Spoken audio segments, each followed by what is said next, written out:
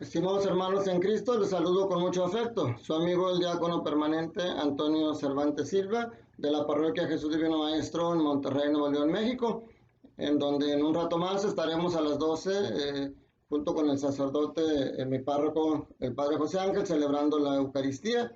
Quienes quieran acompañarnos pueden dirigirse a la página de Facebook, Parroquia Jesús Divino Maestro. Les agradezco que también estén acompañándome diariamente a través de las redes sociales, meditando y reflexionando la palabra de Dios. Y los invito a que a su vez inviten a amigos suyos que quieran estar en contacto con nosotros, creciendo espiritualmente con el Señor. Hoy son 3 lecturas muy enriquecedoras. Vamos a tratar de abordar con la ayuda del Espíritu Santo y encontrar el mensaje que tiene para nosotros. La primera lectura tomada de Hechos de los Apóstoles, capítulo 8, versículos del 5 al 8 y del 14 al 17, nos narra cómo Felipe, el diácono Felipe, que de alguna manera pues es un compromiso para nosotros los diáconos, el ver el ejemplo de los diáconos, cómo actuaran en los inicios de nuestra iglesia cristiana. Los samaritanos vivían siempre en pleito con los judíos, no se veían bien. Y ya Jesucristo había hecho una labor muy importante en su encuentro con la samaritana, como la samaritana con sus palabras, con su testimonio, hizo que algunas personas se acercaran a seguir a Cristo. Hoy Felipe, no solamente con sus palabras y su predicación, sino con obras, porque habla de que los samaritanos escuchaban lo que él hacía y los milagros que él hacía, y se llenaban de alegría al ver cómo se daban a cabo esos milagros con la presencia de Felipe. También algo nos enseña aquí cómo lo que nuestra Iglesia Católica maneja con los sacramentos de iniciación cristiana, vemos que está fundamentado ya en algo que los primeros cristianos hacían. Nosotros tenemos como primer sacramento el bautismo y después la confirmación. Y cómo el bautismo lo puede un diácono administrar y la confirmación no lo puede hacer el diácono. Entonces aquí vemos cómo las noticias llegan a Jerusalén de la acción y de cómo mucha gente se había bautizado, y los apóstoles deciden enviar a Pedro y a Juan para que les impongan las manos y entonces reciban el Espíritu Santo, porque dice hasta entonces no lo habían recibido, solamente habían sido bautizados. Esto nos da una enseñanza a nosotros como católicos, cómo nuestra fe está fundamentada en los primeros cristianos. La segunda lectura está tomada de la primera carta de Pedro, capítulo 3, versículos del 15 al 18.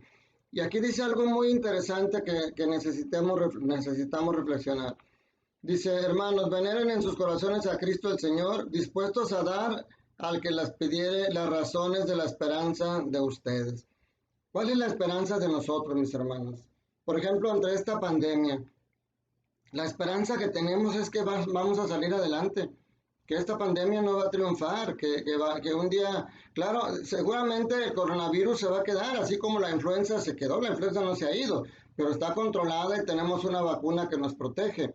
Yo creo que con el coronavirus va a ser igual, o sea, seguramente se va a quedar ya entre nosotros y vamos a tener que aprender de esto y tener una cultura de cuidado más, como lo he dicho antes, pero vamos a tener un control ya de ella. Con la ayuda de Dios y la ciencia, vamos a poder seguir nuestra vida normal, pero como lo hemos dicho, con una nueva normalidad, con un mayor compromiso con nosotros mismos y con Dios y con la creación. Pero ¿qué significa dar razón de nuestra esperanza? Precisamente significa que a través de nuestras obras, que viendo lo que el Señor ha hecho en nosotros, podamos nosotros dar ese testimonio. Lo voy a decir un poquito más adelante. Pero ahora también es interesante lo que dice, porque es muy actual el día de hoy. Dice: quedarán avergonzados los que denigran la conducta cristiana de ustedes, pues mejor es padecer haciendo el bien, si tal es la voluntad de Dios, que padecer haciendo el mal. Esto también ya lo había reflexionado en algunas ocasiones anterior, aplicándolo a todo el personal de salud que está con una actitud meramente cristiana, estando atendiendo a los enfermos del coronavirus y a la familia. Porque eso hemos visto cómo algunos médicos incluso se toman el tiempo para contactar a través de videollamada al enfermo con su familia, para que sigan sintiendo su consuelo, sigan sintiendo su presencia.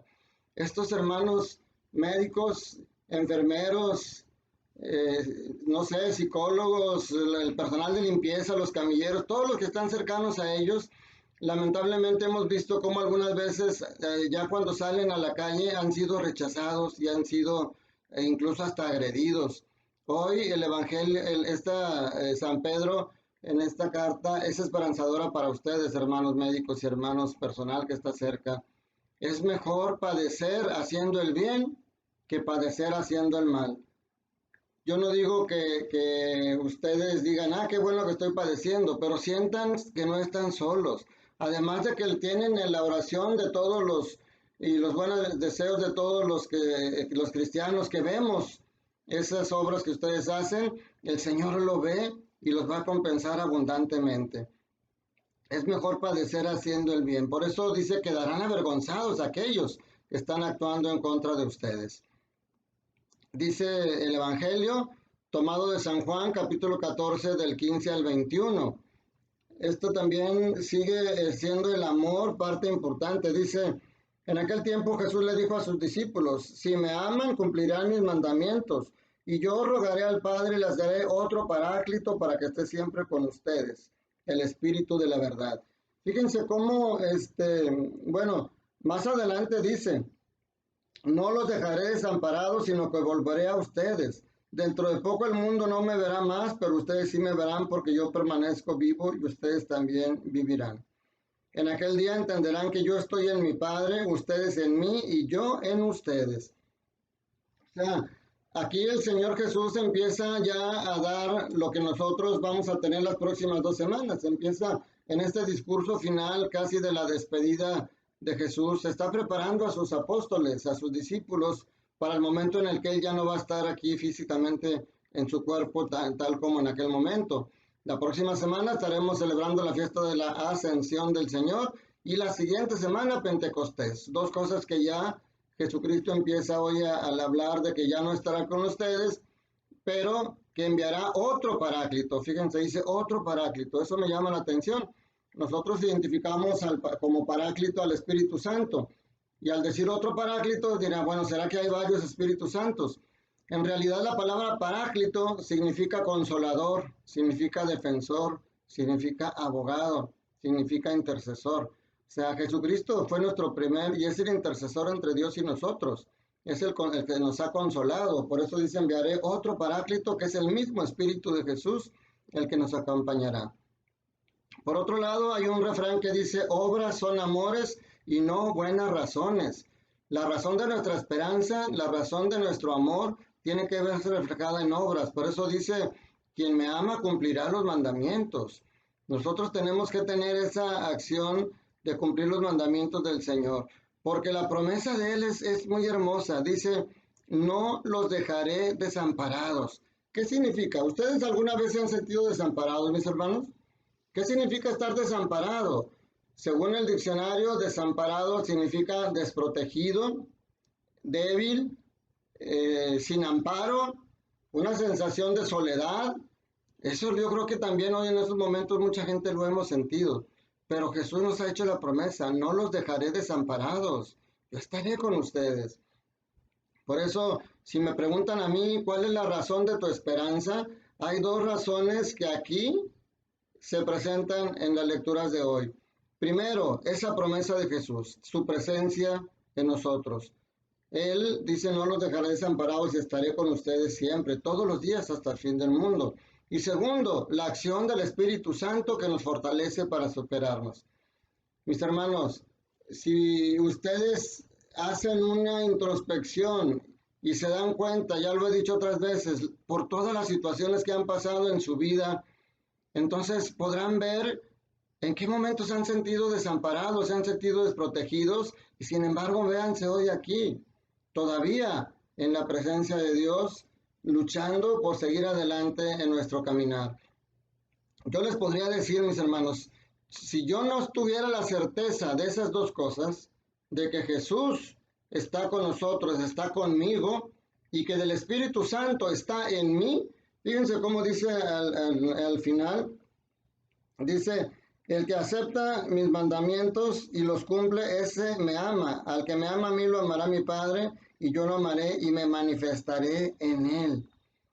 O sea, él se manifiesta en nosotros, y yo se los dije en días pasados, no solamente está entre nosotros, dice de hecho, fíjense, aquí era donde lo estaba buscando. Dice, ustedes en cambio no lo sí lo conocen, o sea, se está refiriendo al Espíritu Santo. Sí lo conocen porque habita entre ustedes y estará en ustedes.